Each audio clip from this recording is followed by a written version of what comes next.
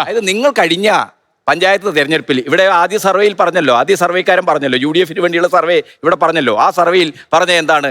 വലിയ ഭരണവിരുദ്ധ വികാരം. എന്താ പ്രചരണമായിരുന്നു പഞ്ചായത്ത് തെരഞ്ഞെടുപ്പിൽ? വീട് വീടാന്തരം കയറി ലീഗ് പ്രവർത്തകർ എന്താണ് പറഞ്ഞത്? പിണറായി വിജയൻ SIR കൊണ്ടുവന്നു, ഇതാ മുസ്ലിങ്ങളെല്ലാം പാകിസ്ഥാനിൽ പറഞ്ഞയക്കുന്നു എന്ന് മാത്രമോ? റാങ്ക് വാങ്ങുന്ന വിദ്യാഭ്യാസമുള്ള ചെറുപ്പക്കാരാ അവരെങ്ങനെ പഴയതുപോലെ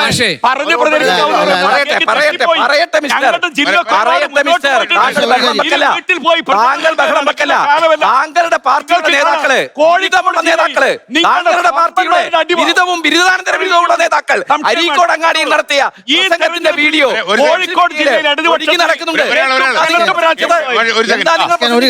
ഒരു കാര്യം, ഈ രണ്ടത്താനി മലപ്പുറത്തെ കാര്യം മാത്രം വെച്ച് കേരളത്തെ ജനറലൈസ് ചെയ്യാൻ കഴിയില്ല. അതായത് വികാരത്തോട് സംസാരിക്കുന്നുള്ള കഴിഞ്ഞ പഞ്ചായത്ത് ഇലക്ഷന്റെ കണക്കെടുത്താൽ ജില്ലാ പഞ്ചായത്താണല്ലോ പൊളിറ്റിക്കൽ ഫൈറ്റ് നടക്കുന്ന ഇലക്ഷൻ. 7 ജില്ല LDF അല്ലേ ഭരിക്കുന്നത്. പിന്നെ അവർ മലപ്പുറത്തെ മാത്രം വെച്ച് പറഞ്ഞിട്ട് കാര്യമുണ്ടോ?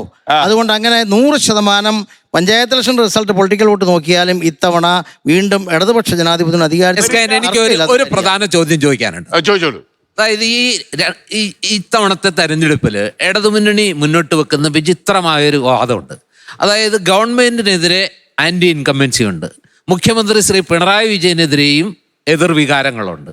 പക്ഷെ ഓരോ മണ്ഡലത്തിലെയും MLA കുറിച്ച്, ആ മന്ത്രിമാരെ കുറിച്ച് ഈ സാധനം രണ്ടുമില്ല. എങ്ങനെയാണ് അങ്ങനെ ഒരു നിഗമനത്തിലേക്ക് എത്താൻ കഴിയും? ഞാനൊന്ന് പറഞ്ഞോട്ടെ,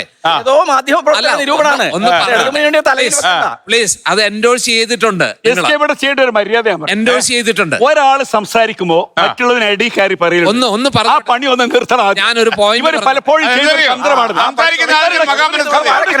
തന്ത്രമാണ്. അങ്ങനെ അനുവദിച്ചു കൊടുക്കരുത്. ഒരാൾ പറയുമ്പോ അതിനിടയിൽ കയറിയിട്ട് അത് ബ്രേക്ക് ചെയ്യുന്ന ഒരു പണി കുറെ കാലമായി ഇതുപോലെയുള്ള വേദികൾ അത് അനുവദിച്ചു കൊടുക്കരുത്. പക്ഷേ ഞാൻ മുഖസ്തുതി പറയല്ലേ, നിങ്ങൾ മോശമായിരുന്നില്ല, അല്ല അനുവദിച്ചു കൊടുക്കരുത്. അങ്ങനെ ഒരു ആന്റി ഇൻകംബൻസി വർക്ക് ചെയ്യും.